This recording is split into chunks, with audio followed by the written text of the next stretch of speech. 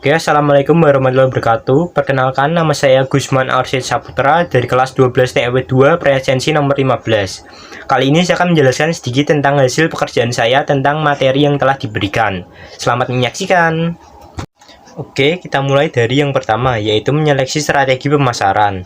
Pengertian dari strategi pemasaran secara umum adalah upaya memasarkan suatu produk, baik barang ataupun jasa dengan menggunakan pola rencana dan taktik tertentu, sehingga jumlah penjualan menjadi lebih tinggi. Ada beberapa posisi strategi pemasaran, diantaranya pertama adalah menambah motivasi guna mencapai target masa depan. Yang kedua adalah untuk meningkatkan efektivitas dalam koordinasi pemasaran. Yang ketiga adalah untuk merumuskan dan membuat tujuan perusahaan. Dan yang terakhir adalah pengawasan pada aktivitas pemasaran. Secara umum ada 4 tujuan strategi pemasaran, diantaranya adalah sebagai berikut.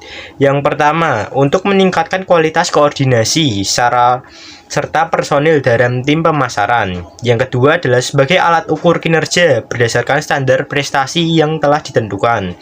Yang ketiga adalah sebagai dasar dalam mengambil keputusan pemasaran. Dan yang terakhir adalah untuk meningkatkan kemampuan dalam beradaptasi bila terjadi perubahan dalam pemasaran. Berikut ini adalah konsep-konsep dalam menjalankan strategi pemasaran.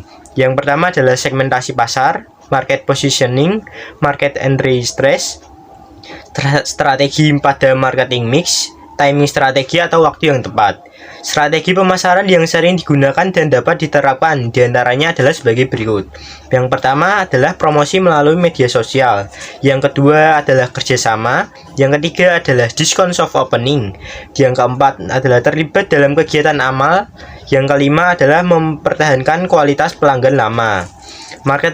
Marketing mix atau rencana pemasaran adalah suatu bentuk dari proses manajemen yang mengarah kepada strategi pemasaran dengan tujuan utamanya adalah untuk mencapai tujuan pemasaran.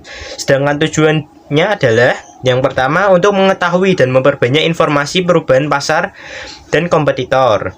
Yang kedua adalah menciptakan hubungan dan jaringan kerja yang lebih luas dengan organisasi lain. Yang ketiga adalah sebagai bentuk penyesuaian bisnis. Keempat adalah meningkatkan keuntungan dengan usaha yang efisien dan efektif. Selanjutnya adalah keuntungan bagi bisnis. Yang pertama adalah memberikan kejelasan siapa target marketnya. Yang kedua adalah membantu dalam pesan pemasaran yang baik. Yang terakhir adalah menjadikan fokus yang terarah. Selanjutnya adalah langkah-langkah pemasaran. Yang pertama kita bisa menganalisis SWOT atau SWOT. Kedua menetapkan tujuan dan sasaran. Yang ketiga menyusun strategi dan program strategi. Tujuan dari marketing mix diantaranya adalah sebagai periklanan. Yang kedua adalah promosi penjualan. Yang ketiga adalah pemasaran langsung atau direct marketing. Ada beberapa konsep yang dapat kita gunakan, yaitu pertama adalah konsep 7P, yaitu produk, price, place, promotion, process, people, and physical evidence. Selanjutnya adalah cara membuat marketing strategi. Sebelumnya ada 9 langkah. Yang pertama adalah tentukan target pasar. Tidak semua orang adalah target pasar kita. Yang kedua adalah ciptakan komunikasi yang menarik. Bicara adalah dengan menarik, atau jika tidak bisa lebih baik kita diam. Ketiga adalah pilihlah media yang relevan. Tujuan iklan bukanlah penjualan, melainkan menciptakan lead. Selanjutnya adalah saat during atau selama lead, yaitu yang pertama kita bisa menciptakan lead. Tujuan iklan bukan hanya sebagai penjualan namun menciptakan lead. Yang berikutnya adalah merawat lead. Lead adalah bibit, ia harus dirawat agar bisa selalu hidup. Yang keenam adalah konversi lead ke sales, yaitu mengubah lead menjadi suatu penjualan.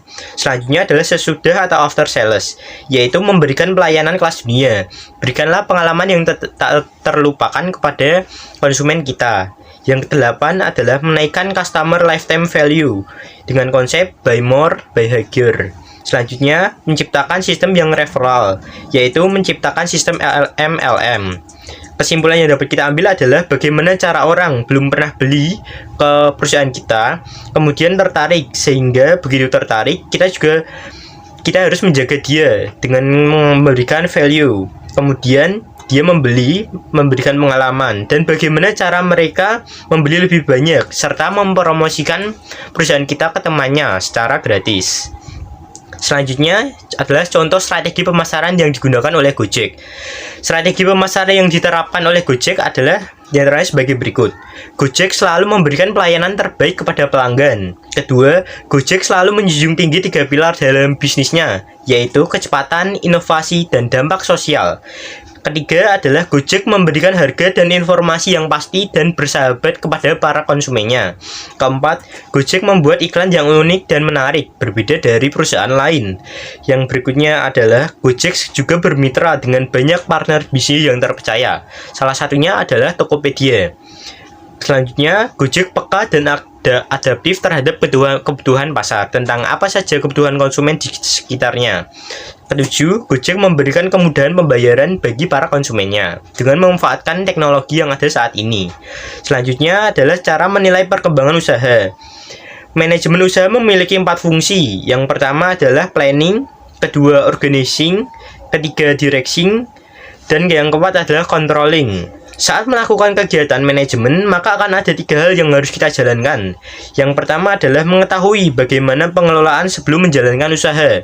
Kedua, mengetahui pentingnya manajemen. Yang ketiga, mampu mempraktekkan fungsi manajemen. Selanjutnya adalah perencanaan usaha. Perencanaan yang baik sebaiknya memenuhi beberapa syarat. Di antaranya adalah sebagai berikut. Yang pertama, mempunyai tujuan. Kedua, sederhana. Yang ketiga, memuat analisis. Dan yang keempat, ada yang terakhir adalah fleksibel. Selanjutnya adalah manfaat fungsi perencanaan. Antara lain adalah yang pertama, pelaksanaan tugas menjadi lebih tepat. Yang kedua, lebih terorganisasi. Dan terakhir adalah memudahkan pengawasan kita. Selanjutnya, dalam manajemen tidak hanya terdapat prinsip, fungsi, dan juga sarana manajemen, tetapi terdapat bidang-bidang manajemen. Di antaranya adalah manajemen produksi, pemasaran, keuangan, sumber daya manusia, serta administrasi. Dan yang terakhir adalah unsur manajemen. Yang pertama adalah unsur manusia, uang, bahan, mesin, metode, serta pasar. Definisi keberhasilan usaha adalah keberhasilan dari bisnis yang mencapai tujuannya, di mana keberhasilan tersebut didapatkan dari wirausaha yang memiliki otak yang cerdas, yaitu kreatif, mengikuti perkembangan teknologi, dan dapat menerapkannya secara produktif. Selanjutnya adalah faktor-faktor yang mempengaruhi keberhasilan usaha. Yang pertama adalah faktor internal, yaitu kualitas SDM, penguasaan teknologi, struktur organisasi, sistem manajemen, partisipasi, kultur dan budaya, kekuatan modal, serta jaringan bisnis dengan pihak luar, dan entrepreneurship. Selanjutnya adalah faktor eksternal. Yang pertama ada faktor pemerintah, yaitu kebijakan ekonomi, birokrat, politik, tingkat demokrasi. Selanjutnya adalah faktor non-pemerintah, yaitu sistem perekonomian, sosio, kultur budaya masyarakat, sistem perubahan dan kondisi perburuan, kondisi infrastruktur, dan tingkat pendidikan yang ada di masyarakat. Selanjutnya adalah indikator keberhasilan usaha. Yang pertama adalah modal, pendapatan, volume penjualan, output produksi, tenaga kerja, konsep keberhasilan usaha, dan yang terakhir adalah indikator dalam menentukan keberhasilan usaha. Dimensi keberhasilan usaha diantaranya adalah yang pertama, peningkatan dalam akumulasi modal atau peningkatan modal. Yang berikutnya adalah jumlah produksi, jumlah pelanggan, perluasan usaha, perluasan daerah pemasaran, perbaikan sarana fisik, dan pendapatan usaha. Bagaimana cara kita memulai bisnis dari nol? Yang pertama, tentukan produk atau dengan kata lain menentukan ide. Yang kedua adalah susun rencana bisnis yang matang. Ketiga, siapkan modal finansial dan mental. Fokus pada satu bisnis saja. Lakukan pengelolaan keuangan yang baik. Disiplin waktu, serta terus belajar dan mau membuka diri terhadap inovasi-inovasi baru. Dan terakhir adalah jangan takut untuk gagal. Selanjutnya atau yang terakhir adalah bagaimana cara bisnis kecil menjadi besar. Ada 10 strategi yang dapat digunakan, yaitu yang pertama, membuat bisnis terlihat dari luar. Kedua, kita bisa memanfaatkan fasilitas-fasilitas di sekitar kita. Salah satu contohnya adalah stiker pada mobil. Yang ketiga adalah iklan di invoice. Keempat, kita bisa memanfaatkan nada tunggu di salah satu contoh. Seperti di restoran kita bisa menyetel atau mendengarkan lagu untuk para konsumen kita. Yang kelima adalah website atau marketing online. Yang keenam, seragam. Kita bisa menggunakan standar bagaimana perusahaan kita. Ketujuh adalah packaging atau pengemasan. Kedelapan adalah kartu nama. Kesembilan adalah branding. Dan yang ke-10 adalah berbagi. Oke, mungkin cukup sekian dari saya. Kurang lebihnya mohon maaf. Assalamualaikum warahmatullahi wabarakatuh.